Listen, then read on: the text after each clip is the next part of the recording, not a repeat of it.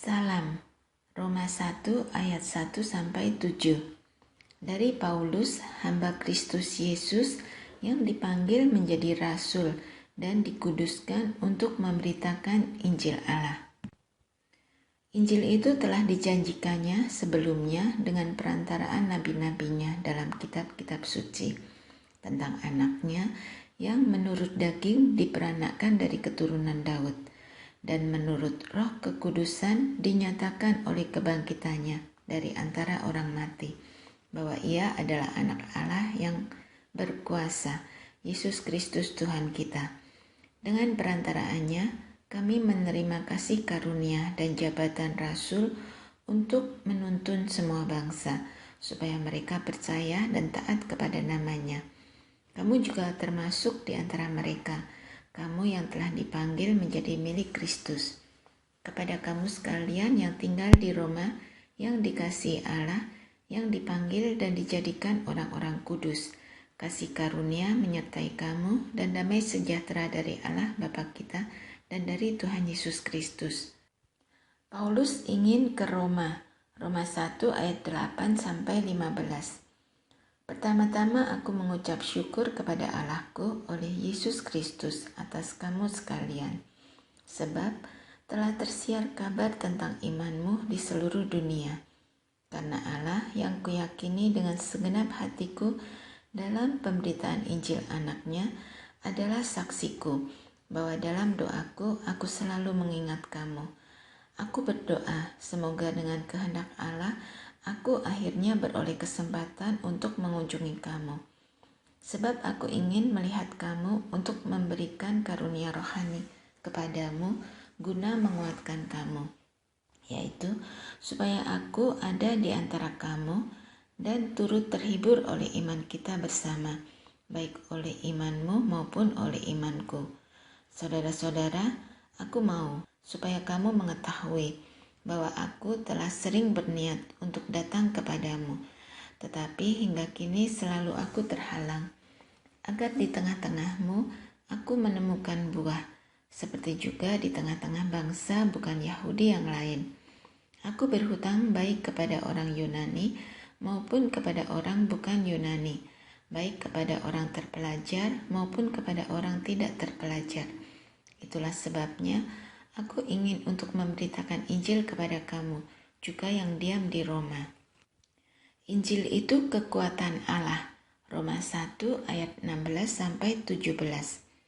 Sebab aku mempunyai keyakinan yang kokoh dalam Injil, karena Injil adalah kekuatan Allah yang menyelamatkan setiap orang yang percaya.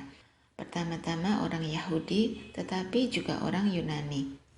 Sebab di dalamnya nyata kebenaran Allah yang bertolak dari iman dan memimpin kepada iman, seperti ada tertulis, orang benar akan hidup oleh iman. Hukuman Allah atas kefasikan dan kelaliman manusia. Roma 1 ayat 18-32. Sebab murka Allah nyata dari surga atas segala kefasikan dan kelaliman manusia, yang menindas kebenaran dengan kelaliman. Karena apa yang dapat mereka ketahui tentang Allah nyata bagi mereka, sebab Allah telah menyatakannya kepada mereka. Sebab apa yang tidak nampak daripadanya, yaitu kekuatannya yang kekal dan keilahiannya, dapat nampak kepada pikiran dari karyanya sejak dunia diciptakan, sehingga mereka tidak dapat berdalih. Sebab sekalipun mereka mengenal Allah, mereka tidak memuliakan Dia sebagai Allah atau mengucap syukur kepadanya. Sebaliknya, pikiran mereka menjadi sia-sia dan hati mereka yang bodoh menjadi gelap. Mereka berbuat seolah-olah mereka penuh hikmat, tetapi mereka telah menjadi bodoh. Mereka menggantikan kemuliaan Allah yang tidak fana dengan gambaran yang mirip dengan manusia yang fana, burung-burung, binatang-binatang yang berkaki 4, atau binatang-binatang yang menjalar. Karena itu, Allah menyerahkan mereka kepada keinginan hati mereka akan kecemaran, sehingga mereka saling mencemarkan tubuh mereka. Sebab mereka menggantikan kebenaran Allah dengan dusta dan memuja dan menyembah makhluk dengan melupakan penciptanya yang harus dipuji selama-lamanya. Amin. Karena itu, Allah menyerahkan mereka kepada hawa nafsu yang memalukan. Sebab istri-istri mereka menggantikan persetubuhan yang wajar dengan yang tak wajar.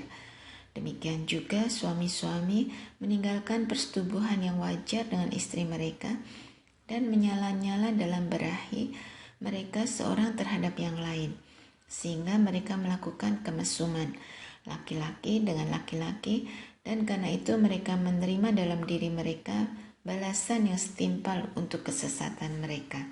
Dan karena mereka tidak merasa perlu untuk mengakui Allah, maka Allah menyerahkan mereka kepada pikiran-pikiran yang terkutuk, sehingga mereka melakukan apa yang tidak pantas, penuh dengan rupa-rupa kelaliman, kejahatan, keserakahan, dan kebusukan, penuh dengan dengki, pembunuhan, perselisihan, tipu muslihat, dan kefasikan. Mereka adalah pengumpat, pemfitnah, pembenci Allah, kurang ajar, congkak, sombong, pandai dalam kejahatan, tidak taat kepada orang tua, tidak berakal, tidak setia, tidak penyayang, tidak mengenal belas kasihan. Sebab walaupun mereka mengetahui tuntutan-tuntutan hukum Allah, yaitu bahwa setiap orang yang melakukan hal-hal demikian patut dihukum mati, mereka bukan saja melakukannya sendiri, tetapi mereka juga setuju dengan mereka yang melakukannya. Hukuman Allah atas semua orang. Roma 2 ayat 1-16.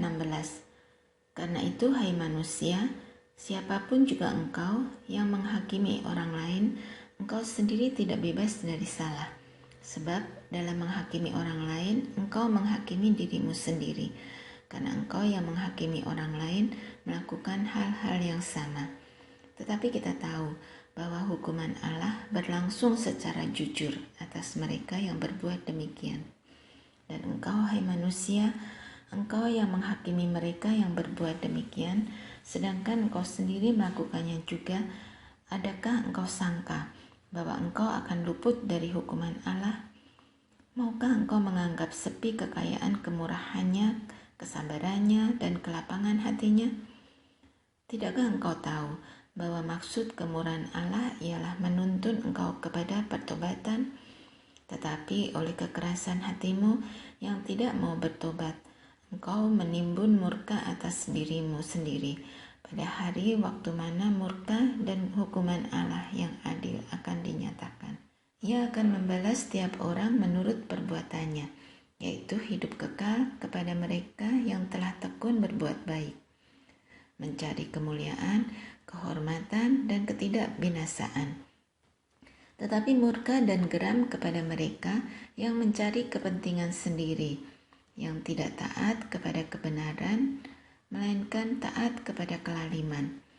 Penderitaan dan kesesakan akan menimpa setiap orang yang hidup yang berbuat jahat, pertama-tama orang Yahudi dan juga orang Yunani.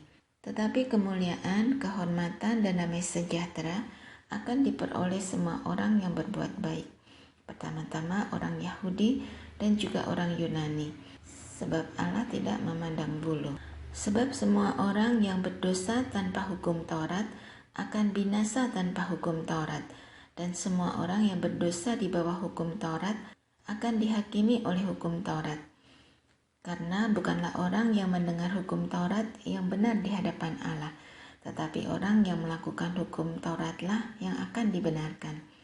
Apabila bangsa-bangsa lain yang tidak memiliki hukum Taurat oleh dorongan diri sendiri melakukan apa yang dituntut hukum Taurat, maka walaupun mereka tidak memiliki hukum Taurat, mereka menjadi hukum Taurat bagi diri mereka sendiri.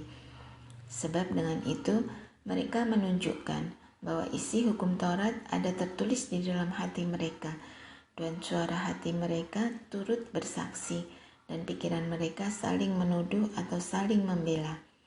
Hal itu akan nampak pada hari bila mana Allah sesuai dengan Injil yang kuberitakan akan menghakimi segala sesuatu yang tersembunyi dalam hati manusia oleh Kristus Yesus. Hukum Taurat dan sunat tidak menyelamatkan orang Yahudi. Roma 2 ayat 17-29. Tetapi Jika kamu menyebut dirimu orang Yahudi dan bersandar kepada hukum Taurat, bermegah dalam Allah dan tahu akan kehendaknya, dan oleh karena diajar dalam hukum Taurat, dapat tahu mana yang baik dan mana yang tidak, dan yakin bahwa engkau adalah penuntun orang buta dan terang bagi mereka yang di dalam kegelapan, pendidik orang bodoh, dan pengajar orang yang belum dewasa, karena dalam hukum Taurat engkau memiliki kegenapan segala kepandaian dan kebenaran. Jadi, bagaimanakah engkau yang mengajar orang lain? Tidakkah engkau mengajar dirimu sendiri? Engkau yang mengajar, jangan mencuri. Mengapa engkau sendiri mencuri? Engkau yang berkata, jangan bersinah. Mengapa engkau sendiri bersinah? Engkau yang jijik akan segala berhala, mengapa engkau sendiri merampok rumah berhala? Engkau bermegah atas hukum Taurat, mengapa engkau sendiri menghina Allah dengan melanggar hukum Taurat itu? Seperti ada tertulis, sebab oleh karena kamulah nama Allah dihujat di antara bangsa-bangsa lain.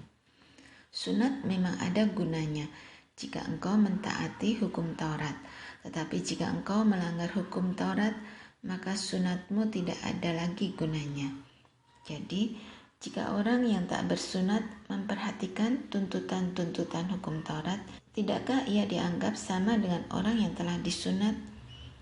Jika demikian, maka orang yang tak bersunat tetapi yang melakukan hukum Taurat akan menghakimi kamu yang mempunyai hukum tertulis dan sunat, tetapi yang melanggar hukum Taurat. Sebab yang disebut Yahudi bukanlah orang yang lahiriah Yahudi, dan yang disebut sunat bukanlah sunat yang dilangsungkan secara lahiriah.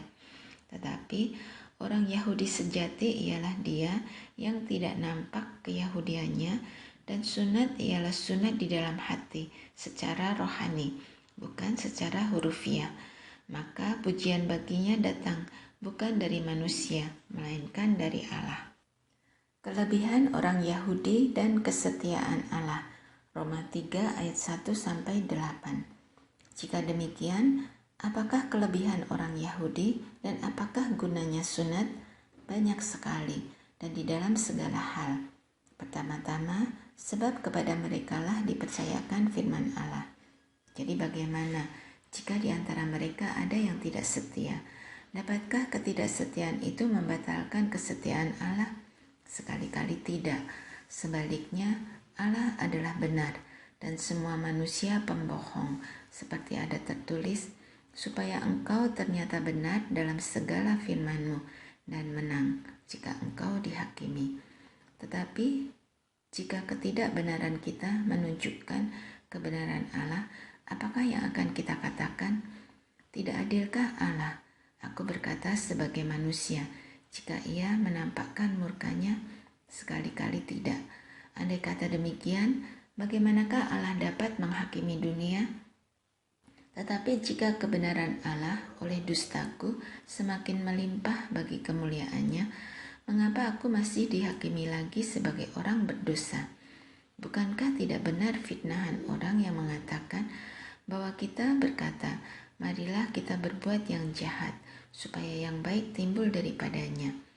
Orang semacam itu sudah selayaknya mendapat hukuman. Semua manusia adalah orang berdosa. Roma 3 ayat 9-20. Jadi bagaimana? Adakah kita mempunyai kelebihan daripada orang lain? Sama sekali tidak. Sebab di atas telah kita tuduh baik orang Yahudi maupun orang Yunani, bahwa mereka semua ada di bawah kuasa dosa. Seperti ada tertulis, tidak ada yang benar, seorang pun tidak. Tidak ada seorang pun yang berakal budi, tidak ada seorang pun yang mencari Allah. Semua orang telah menyeleweng, mereka semua tidak berguna, tidak ada yang berbuat baik, seorang pun tidak. Kerongkongan mereka seperti kubur yang ternganga, lidah mereka merayu-rayu, bibir mereka mengandung bisa. Mulut mereka penuh dengan sumpah serapah, kaki mereka cepat untuk menumpahkan darah. Keruntuhan dan kebinasaan mereka tinggalkan di jalan mereka, dan jalan damai tidak mereka kenal. Rasa takut kepada Allah tidak ada pada orang itu. Tetapi kita tahu bahwa segala sesuatu yang tercantum dalam kitab Taurat ditujukan kepada mereka yang hidup di bawah hukum Taurat, supaya tersumbat setiap mulut dan seluruh dunia jatuh ke bawah hukuman Allah. Sebab tidak seorang pun yang dapat dibenarkan di hadapan Allah oleh karena melakukan hukum Taurat, karena justru oleh hukum Taurat orang mengenal dosa. Manusia dibenarkan karena iman. Roma 3 ayat 21 sampai 31. Tetapi sekarang tanpa hukum Taurat, kebenaran Allah telah dinyatakan, seperti yang disaksikan dalam kitab Taurat dan kitab-kitab para nabi, yaitu kebenaran Allah karena iman dalam Yesus Kristus bagi semua orang yang percaya, sebab tidak ada perbedaan. Karena semua orang telah berbuat dosa dan telah kehilangan kemuliaan Allah, dan oleh kasih karunia telah dibenarkan dengan cuma-cuma karena penebusan dalam Kristus Yesus. Kristus Yesus telah ditentukan Allah menjadi jalan pendamaian karena iman dalam darahnya. Hal ini dibuatnya untuk menunjukkan keadilannya, karena ia telah membiarkan dosa-dosa yang telah terjadi dahulu pada masa kesabarannya. Maksudnya ialah untuk menunjukkan keadilannya pada masa ini, supaya nyata bahwa ia benar dan juga membenarkan orang yang percaya kepada Yesus. Jika demikian, apakah dasarnya untuk bermegah? Tidak ada. Berdasarkan apa? Berdasarkan perbuatan? Tidak, melainkan berdasarkan iman. Karena kami yakin bahwa manusia dibenarkan karena iman dan bukan karena ia melakukan hukum Taurat. Atau adakah Allah hanya Allah orang Yahudi saja?